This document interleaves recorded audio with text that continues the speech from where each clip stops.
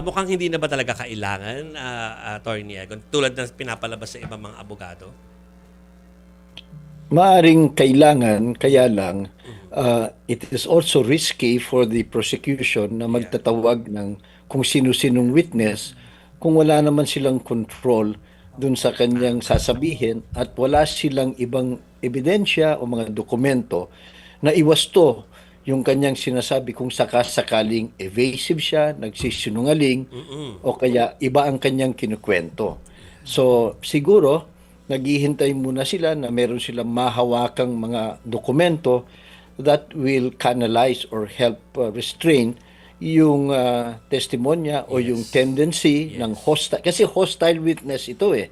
Kumbaga, kakampi ng kabila. So, kinakailangan meron silang pansangga kung sakasakaling iba o hindi na totoo yung kanyang sinasabi.